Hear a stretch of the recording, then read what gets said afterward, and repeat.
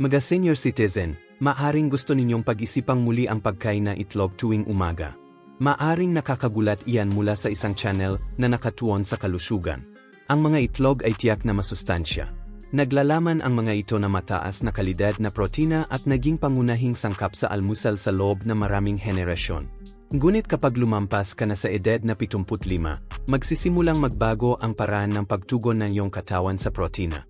Hindi na tumutugon ang iyong mga kalamnan dito tulad noong ikaw ay 50. Maaari kang kumain ng 2 o kahit 3 itlog tuwing umaga at mapapansin mo pa rin ang iyong lakas na unti-unting humihina buwan-buwan.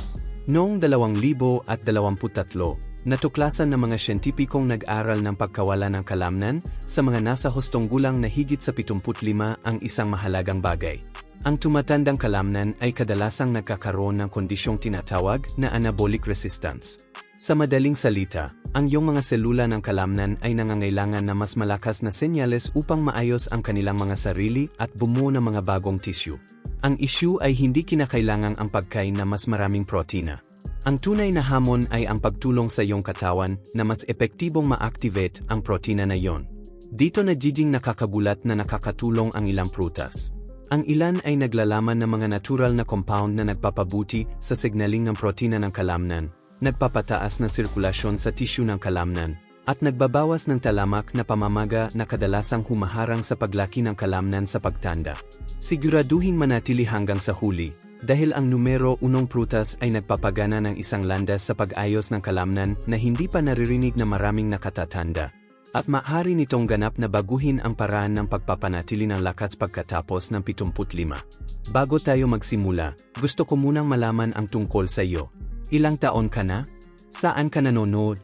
At mas malakas ba o mas mahina ang pakiramdam mo kaysa noong 2 taon na ang nakalilipas? Ibahagi ang iyong sagot sa mga komento sa ibaba. Talagang binabasa namin ang bawat mense. Ngayon, simulan natin sa prutas bilang 5. Prutas bilang 5, langka, ang hindi napapansing pantulong sa kalamnan.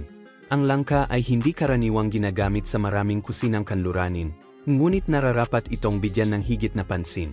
Ang halaga nito ay hindi lamang sa nilalaman ng protina. Ang isang tasa ay naglalaman ng katamtamang dami ng protina mula sa halaman. Ngunit ang nagpapa-interesante sa langka para sa mga nakatatanda ay ang kakaibang timpla ng mga amino acid kasama ang potassium at vitamina B6. Noong 2022, sinuri ng pananaliksik sa komposisyon ng pagkain na inilathala sa International Journal of Food Sciences ang mga amino acid na nasa langka at natuklasan na naglalaman ito ng ilang mahahalagang compound na kasangkot sa synthesis ng protina ng kalamnan. Pagkatapos ng edad na 75, madalas na nahihirapan ang mga kalamnan na gawing bagong tissue ng kalamnan ang protina sa pagkain. Sinusuportahan ng vitamina B6 ang metabolismo ng amino acid, habang ang potassium ay gumaganap ng papel sa pag-urong ng kalamnan at pagbibigay ng senyas sa nerbiyos. Sa halip na palitan ang mga itlog, isipin ang langka bilang isang pagkaing nakakatulong sa iyong katawan na magamit ang protina ng mas mahusay. Ang batang langka ay maaring igisa at idagdag sa mga pagkain, habang ang hinog na langka ay mainam na ihalo sa mga smoothie. Para sa pinakamahusay na resulta, pagsamahin ang langka sa isang mataas na kalidad na mapagkukunan ng protina tulad ng mga itlog, yogurt, o lienmi. Ang prutas ay nagpapabeauty sa kapaligiran, habang ang protina ay bumubuo mismo ng muscle tissue. Ngunit ang langka ay simula pa lamang. Ang susunod na prutas ay naglalaman ng isa sa pinakamalakas na anti-inflammatory compound na pinag-aralan sa pananaliksik sa pagtanda ng kalamnan. Prutas bilang 4, bayabas, nakapapawi ng pamamaga. Kung may isang prutas na madalas banggitin ng mga mananaliksik sa mga pag-aral tungkol sa tumatandang kalamnan, ito ay ang bayabas. Ang bayabas ay hindi kapansin-pansin dahil sa taglay nitong protina. Sa halip, nakakatulong ito na lumikha ng tamang panloob na kapaligiran para gumana ang protina. Pagkatapos ng edad na 75, maraming tao ang nakakaranas ng patuloy na pagtaas na mababang antas ng talamak na pamamaga. Madalas tinutukoy ng mga siyentipiko ang prosesong ito bilang pamamaga. Ang tahimik na pamamaga na ito ay nakakasagabal sa mga senyales ng katawan para sa pag-ayos ng kalamnan at nagpapabilis sa pagkasira ng tissue. Noong 2021, itinampok sa pananaliksik na inilathala sa journal na Nutrients ang papel ng quercetin, isang natural na compound na matatagpuan sa bayabas, sa pagpapababa ng mga inflammatory marker na naugnay sa pagkawala ng kalamnan na may kaugnayan sa edad. Kapag bumababa ang pamamaga, nagiging mas mahusay ang muscle protein synthesis. Ang bayabas ay napakayaman din sa bitamina C sa katunayan. Ang isang bayabas ay maaring maglaman na mas maraming bitamina C kaysa sa isang dalandan. Ang bitaminang ito ay may mahalagang papel sa produksyon ng collagen.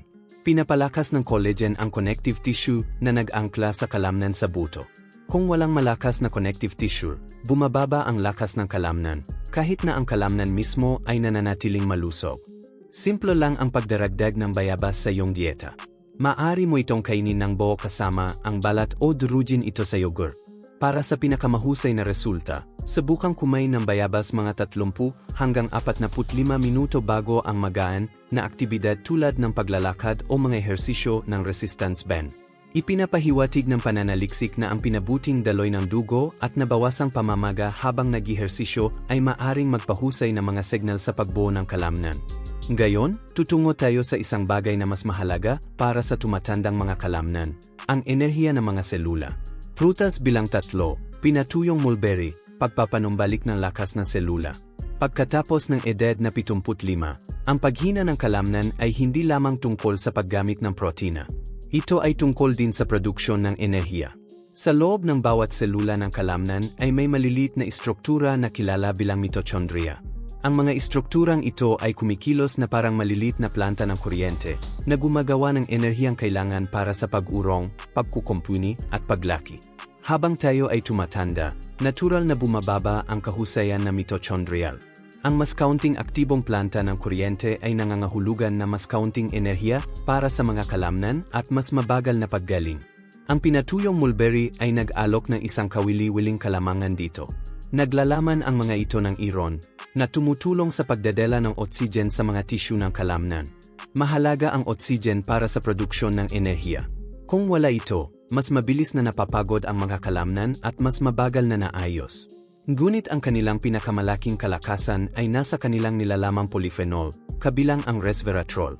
Noong 2023, sinuri ng pananaliksik na inilathala sa European Journal of Clinical Nutrition ang mga dieta na mayaman sa polyphenol sa mga matatanda at natagpuan ang pinahusay na mga marker na mitochondrial efficiency kasama ang mas mababang oxidative stress. Malawakang pinag-aralan ang kakayahan ng resveratrol na i-activate ang mga selular, patuway na naugnay sa regulasyon ng enerhiya at malusog na pagtanda. Kapag mas mahusay ang paggana ng mitochondria, mas maraming enerhiya ang magagamit ng iyong mga kalamnan upang maayos ang kanilang mga sarili. Ang isang maliit na dakot ng pinatuyong mulberry ay mainam na merienda sa kalagitnaan ng umaga. Ipares ang mga ito sa isang mapagkukunan ng protina tulad ng Greek yogurt upang makatulong na pasiglahin ang pag-activate ng kalamnan. Ngayon, papasok tayo sa isang kategorya na lalong magpapabago sa usapan. Ang susunod na prutas ay hindi lamang nagpapabuti ng enerhiya o pagbibigay ng senyas. Inapabuti rin nito kung paano aktwal na pumapasok ang mga sustansya sa mga selula ng kalamnan. Prutas bilang 2, avocado, nagpapahusay sa paghahatid ng sustansya. Teknikal na ang avocado ay isang prutas, at pagkatapos ng edad na 75, maharing isa ito sa mga pinakakapaki-pakinabang na pagkain na dapat ihalo sa protina. Ang isang katamtamang laki ng avocado ay naglalaman ng kaunting protina, ngunit hindi yon ang dahilan kung bakit ito mataas ang ranggo. Habang tayo ay tumatanda, ang mga lamad na nakapalibot sa mga selula ng kalamnan ay maaring maging mas matigas. Kapag nangyari yon, bumabagal ang transportasyon ng mga sustansya. Ang protina at iba pang mga sustansya ay hindi na kasingdali ng deti. Ang mga avocado ay mayaman sa monounsaturated fats na nakakatulong na mapanatili ang flexibility ng cell membrane. Sa madaling salita, ang mga healthy fats na ito ay nakakatulong na mapanatiling mas tuloy-tuloy ang muscle cell wall na nagpapahintulot sa mga sustansya na mas mahusay na dumaan. Noong 2022, Isang pag-aral na inilathala sa Journal of the American Geriatric Society ang sumuri sa kalidad ng taba sa pagkain at pisikal na paggana ng mga nakatatanda.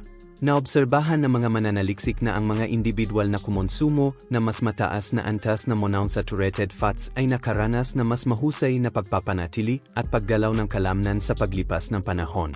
Ang mga abokado ay nagbibigay din ng potassium, na sumisuporta sa pag-urong ng kalamnan at nakakatulong na mabawasan ang cramping.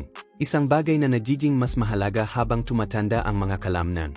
Isang simpleng estratehiya ang kumain ng kalahating abokado kasama ng almusal o pagkatapos mag-ehersisyo. Ang pagpapairs ng abokado sa itlog, yogurt, o karneng walang taba sa loob ng 1 oras pagkatapos ng magaan na ehersisyo ay maaaring mapahusay ang pagsipsip ng sustansya kapag ang mga kalamnan ay pinaka-nakakatanggap. Bago natin ibunyag ang pangunahing prutas, sandali lang muna ako. Kung nakatutulong ang video na ito para maunawaan mo ang kalusugan ng kalamnan pagkatapos ng edad na 75, mangyaring isaalang-alang ang pag-like sa video at pag-subscribe sa Senior Vital Health. Nagbibigay daan ito sa atin na maabot ang mas maraming senior citizen na gustong manatiling malakas at malaya. At kung nasisiyahan ka sa nilalamang ito, maaari mo ring itap ang Super Thanks button sa ibaba upang ipakita ang iyong suporta. Ang bawat kontribusyon ay nakakatulong sa amin na patuloy na gumawa ng mga pang-edukasyong video tulad nito. Ngayon, dumako tayo sa prutas na ikinagulat na maraming mananaliksik. Prutas numero 1, pinatuyong mga apricot. Pinapagana ang sistema ng pagkukumpini. Dito nagiging lalong interesante ang kwento. Pagkatapos ng 75, ang pinakamalaking hamon ay hindi lamang ang pagkonsumo ng sapat na protina. Ang tunay na hamon ay ang pag-activate ng natural na sistema ng pagkukumpini ng katawan. Sa loob ng iyong mga kalamnan ay may mga espesyal na selulang pang-ayos na tinatawag na mga satellite cell. Ang mga selulang ito ay gumaganap na mahalagang papel sa pagpapanatili at muling pagtatayo ng mga hibla ng kalamnan. Sa kasamaang palad, ang kanilang aktibidad ay humihina ng malaki sa pagtanda. Noong 2023, isang pananaliksik na inilathala sa Cell Metabolism ang nag-explore ng ugnayan sa pagitan ng mga dietary polyphenols, carotenoids, at muscle regeneration sa mga nasa hustong gulang na mahigit 70 taong gulang. Natuklasan ng pag-aral na ang mas mataas na pagkonsumo ng beta-carotene at ilang polyphenols ay naugnay sa pinabuting marker ng pagkukumpini ng kalamnan at cellular signaling. Ang mga pinatuyong apricot ay likas na mayaman sa beta-carotene, potassium, at copper. Ang beta-carotene ay nakakatulong na protektahan ang tissue ng kalamnan mula sa oxidative stress, na isa sa mga pangunahing dahilan ng pagkasira ng kalamnan sa pagtanda. Sinusuportahan ng potassium ang mga electrical signal na kinakailangan para sa pag-urong ng kalamnan, habang ang copper ay nakakatulong sa lakas ng connective tissue at katatagan ng collagen. Kapwa mahalaga para mapanatiling mahigpit na nakakabit ang mga kalamnan sa buto. Kalahating tasa lamang ng pinatuyong mga apricot ang nagbibigay ng malaking dami ng potassium, kasama ang ilang micronutrients na kadalasang kulang sa mga tumatandang kalamnan. Muli, ang layunin ay hindi ang palitan ang mga itlog. Ang tunay na estratehiya ay ang pagpapares ng protina sa mga prutas na nagpapahusay sa kakayahan ng katawan na kumpinihin at panatilihin ang mga tissue ng kalamnan. Isang practical na paraan ang simple. 6 hanggang 8 unsulfur dried apricots kada araw ay karaniwang sapat na. Maaari itong kainin bilang merienda, idagdag sa oatmeal, o ihalo sa yogurt. Para sa pinakamahusay na epekto, pagsamahin ang mga ito sa isang pinagmumulan ng protina sa perehong pagkain. Dahil narito ang katotohanan. Pagkatapos ng edad na 75, ang protina mismo ay kadalasang hindi sapat. Kailangan din ng iyong katawan ang tamang kondisyon ng selula para gumana ng epektibo ang protinang yon. At mahalaga ito sa isang napakahalagang dahilan. Pagkatapos ng edad na 75, ang pagpapanatili ng kalamnan ay hindi tungkol sa hitsura, kundi tungkol sa kalayaan. Ang pagkawala ng kalamnan ay nagpapataas ng panganib ng pagkahulog. Nakakaapekto ito sa balance, naglilimita sa paggalaw, at nagpapataas ng posibilidad na maospital. Ang anabolic resistance ay nangangahulugan na ang iyong mga kalamnan ay nangangailangan na mas malakas na signal upang lumaki. Ang mga itlog ay nagbibigay pa rin ng mahusay na protina, ngunit kapag ang protina ay ipinares sa mga prutas na nakakabawas ng pamamaga, nagpapabiti ng sirkulasyon, sumisuporta sa enerhiya na mitochondrial, at nagpapagana ng pagkukumpini ng selula, ang pangkalahatang tugon ay nagiging mas malakas. Ang tunay na solusyon ay hindi prutas sa halip na itlog. Ito ay prutas kasama ng protina. Mas mahalaga ang consistency kaysa sa intensity. Bago tayo magtapos, pakitandaan na ang bidyong ito ay para lamang sa layuning pang-edukasyon at hindi dapat ituring na payong medical. Kung ikaw ay may sakit sa bato, diabetes, kondisyon sa puso, o uminom ng mga gamot na may reseta, kumonsulta sa iyong tagapangalaga ng kalusugan bago gumawa ng mga makabuluhang pagbabago sa iyong dieta. Ang iyong personal na medical na kasaysayan ay natatangi, at ang iyong doktor ay makakatulong sa iyo na gabayan ka ng ligtas.